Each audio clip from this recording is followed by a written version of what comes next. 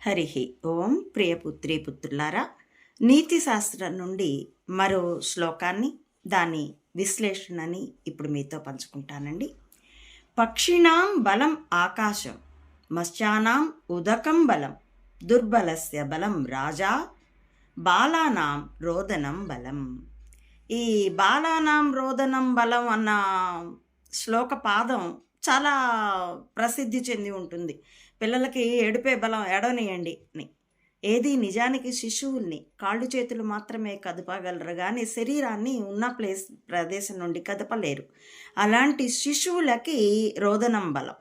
ఎంతగా ఏడిస్తే, ఎంతగా కాళ్ళు చేతులు ఇట్లా ఇట్లా ఆడిస్తూ వాళ్ళు ఒంగాలు ఉక్కులు కొట్టుకుంటే అంత బలం. తాగిన తల్లి పాలు, ఇప్పుడైతే డబ్బా పాలేమోలేండి, అవి జీర్ణమయ్యి వాళ్ళకి శక్తి వస్తుంది. కాబట్టి ఇది జనబాహుల్యంలో చాలా ప్రచారంలో ఉన్నటువంటి శ్లోక పాదం.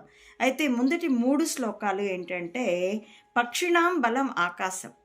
పంజరంలో బంధించబడితే ఆ పక్షికి బలమేమీ లేదు. అది ఆకాశంలో ఎగురుతూ ఉన్నంతసేపే దానికి స్వేచ్ఛైనా బలమైనా అది ఏమైనా చేయగలదు. ఆహారము సంపాదించుకోగలదు, వేటాడి సంపాదించుకోగలదు, వెదికైనా సంపాదించుకోగలదు, ప్రాణరక్షణ చేసుకోగలదు, ఇలా అన్ని విధాలుగాను. కాబట్టి పక్షిణాం ఆకాశం బలం, మత్స్యానాం ఉదకం బలం. చేపని నీళ్ళల్లో ఉన్నప్పుడే దానికి బలం. ఒడ్డున పడిందంటే కాసేపటికే దానికి ఊపిరాడక చచ్చిపోతుంది. ఎందుకంటే మనలాగా అది గాలి నుండి ప్రాణవాయువుని, ఆక్సిజన్ని పీల్చుకోలేదు.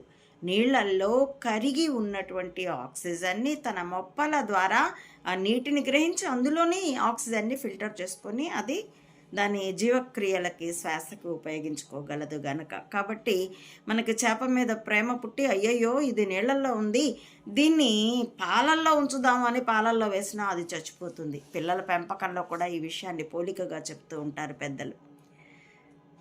కాబట్టి ఏది ఉచితమో, ఏది దానికి బలమో అందులోనే ఉండాలి. ప్రాణులైనా, జీవులైనా, మానవుడైనా. ఇక మరొకటి ఏంటంటే, దుర్బలస్య బలం రాజా. దుర్బలులకి, సామాన్యులకి, బలం లేని వాళ్ళకి రాజే బలం. కానీ ఈరోజు రాజులే పీడకులు, పాలకులే పీడకులైపోయారు. దుర్బలస్య వాళ్ళ రక్తం పిండడమే, ఆశలు పెట్టడం, తర్వాత శ్రమ దోపిడీ చేయడం, వాళ్ళ దగ్గర ఉన్నటువంటి కొద్దిపాటి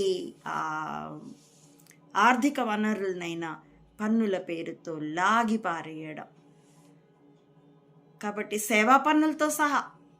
కాబట్టి దుర్బలస్య బలం రాజాహ అన్నది ఇప్పుడు విపర్యయంలో అమలు.